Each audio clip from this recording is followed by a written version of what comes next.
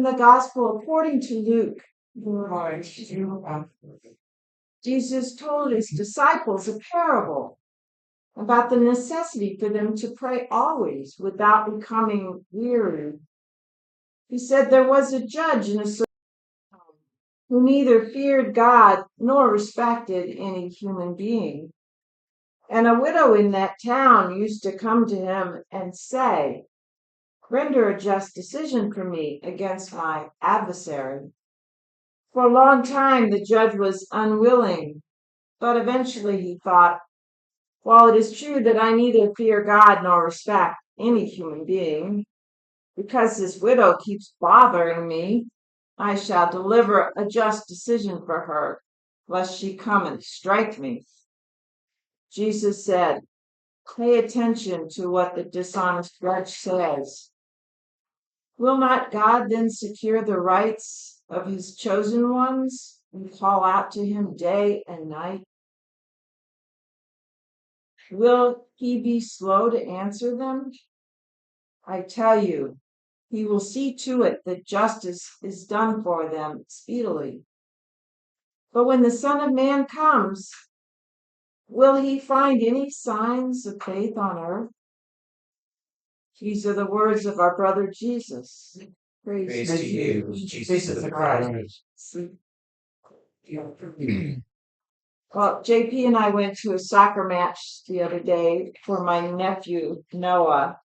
He's my youngest brother's youngest son. So even though my kids are grown, Noah's only about 9 years old. And he has these long, spidery legs. He's able to weave in and out of other players and kind of manipulate the ball like a pro. So it's fun to watch him. But Noah's homeschooled, and so he plays for a team that will let him play with them.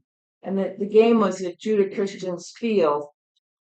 So it got a little confusing which team we were cheering for.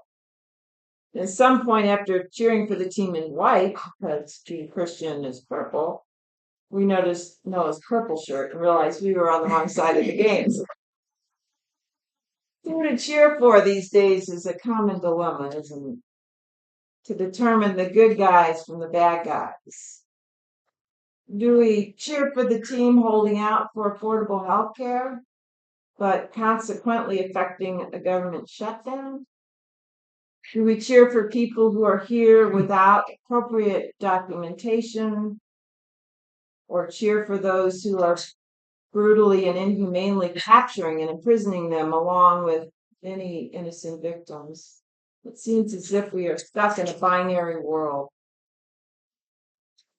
When I was a child, I was in love with Daniel Boone. Wanted a Daniel Boone doll so bad. I knew the lyrics to the song of that popular 1960s Saturday morning show, Deep Hot Sally. Do you remember? Daniel Boone was a man. Exactly. With an eye like an eagle and as tall as a mountain was he. I liked his sidekick, Mingo, who was a Native American with great diplomatic skills, and particularly helpful when Daniel would encounter Native American tribes on frontier trails. So my dad made me a costume when I was 4, and I wore it as I rode around the neighborhood on my stick horse. Today it would be politically incorrect. It had a headband with a feather and a makeshift bow and arrow on a paper towel tube that was slung over my shoulder. Those were the days of cowboys and Indians, which as we aged became cops and robbers. The world was as black and white as our television sets back then. It's no surprise then that we are constantly drawn to ask ourselves, who are the good guys? Who are we cheering for? In our readings, just like JP and I tried to assign Noah to a team on the field, we want to figure out which characters represent God. Which team is God on? But God isn't in our first reading, nor in the parable told by Jesus. God doesn't side with one victim of war over another, nor cheer on the warriors who slaughter their enemies. on either side of a conflict. Our God is a God of peace. And Moses doesn't say that God instructed him to raise his hands and his staff in order to assure victory for the Hebrew people. And God certainly isn't a crooked judge or an aggressive woman seeking revenge on her enemies. But our brains so want to go there. So much so that Luke takes the plunge, telling us what Jesus meant by this parable. That God is on the side of the persistent widow, or it's her persistence that gets her the results she is seeking.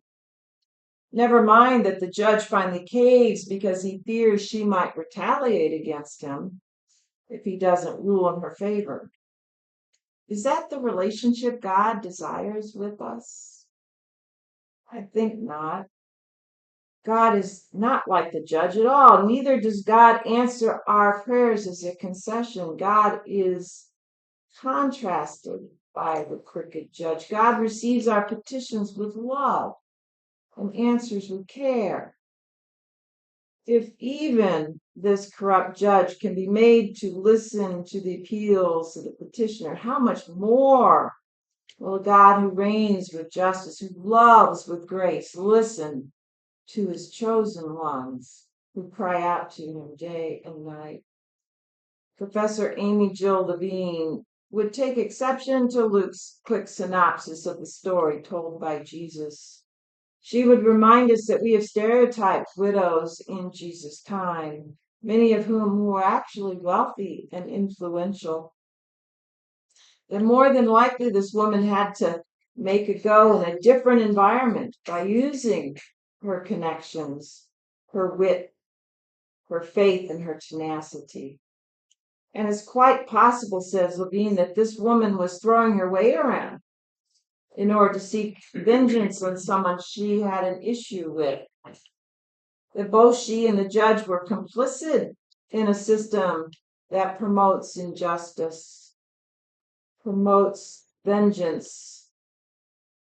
But the widow's power is in her persistence. She annoys that judge in her insistence that she receive justice in some case that the parable doesn't describe for us.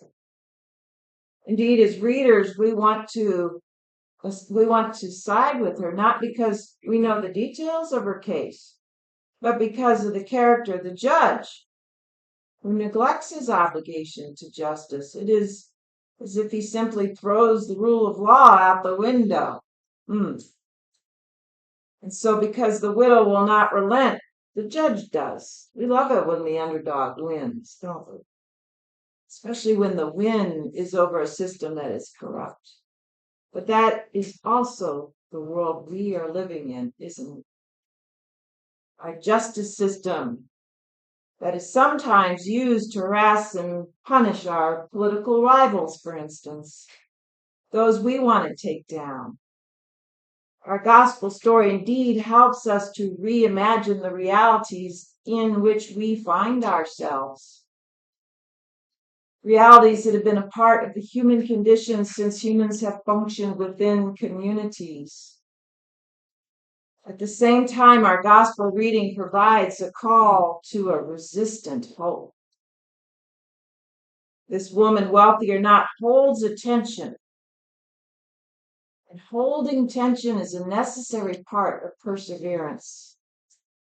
And perseverance generates hope.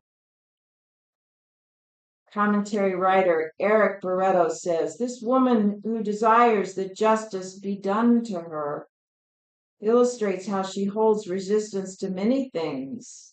That includes self-doubt, doubt that with clout or without clout, her voice would count. She feared that no one would listen to her. How often is it true that those who shout the loudest feel that being loud and persistent is the only way to be heard? The widow holds doubt that she could just make do with the situation as it was. She could have walked away, resigned herself to an unjust situation, but she doubted that she could do that. She had to resist the thought that nothing could change, that the heart of the judge could never be changed, and resist putting God in a box that would be far too small for God, a box that identifies God as the fixer of all things, that God would simply fix things for her without her own skin in the game. But holding the tension of resistance, resisting the doubt that change is possible, for instance, leads to hope. Hope of a better outcome. We feel hope these days when we resist, don't we? When we attend the No Kings rally at the courthouse along with thousands of others from our community. I think they estimate 4,000 to 5,000 yesterday at the courthouse in Urbana alone. Monticello had a good turnout as well. We feel that collective power and it revs us up, makes us feel that collectively we can move mountains. That we, like Moses and the Hebrews, can win the battle against our enemies. The hope in our first reading today contains that communal dimension, doesn't it? The Israelites as a community complained about no food and they were fed manna. They complained about no water and water poured from a rock. Then they were under attack, Amalek. And Moses held out his arms to assure them of victory within community with Aaron and Hur, who held up his arms when we grew weary. Communal presence is necessary to secure and continue in a communal hope.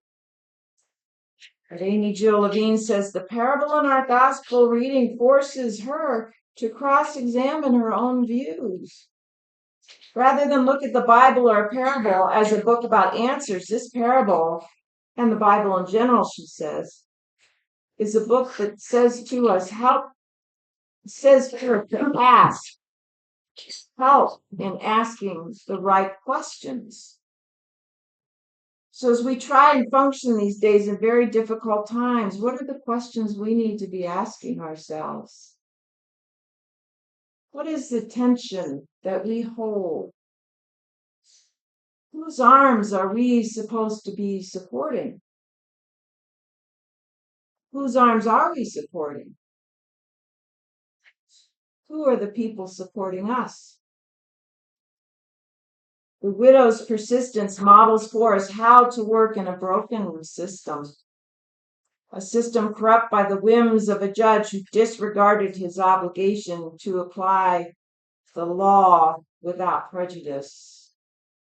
Her persistence is an emblem, faithfulness to her cause. Her boldness is rewarded. Her courage to draw upon the resources that she held in a system that would sideline her and deny her justice is a path to follow as we await our deliverance. What is the justice we seek? Are we supporting the arms of those who are doing the work of God, or simply those who want the perceived good guys to win? This is important to discern these days with our quick memes and sensational videos of the battle between forces in our nation in the season of good guys and bad guys. These days when we, like spectators on a soccer field, cheering for one side or the other, but perhaps finding God fully aligned with either team, or perhaps aligned with both, desperately hoping that all his children will come back to the basics of faith, hope, and love. Maybe this is precisely the kind of faith Jesus wonders if he will find upon his return. A faith that demands justice in a world coursing with injustice. A faith that persists in seeking life, even in systems seemingly ruled by the forces of cruelty and death. A faith that looks to God's promises and lives as if they will be fulfilled today, as if his kingdom is already here. Let's continue this journey in asking ourselves and in asking God in such a time as this, how is it that we are called to live out our faith?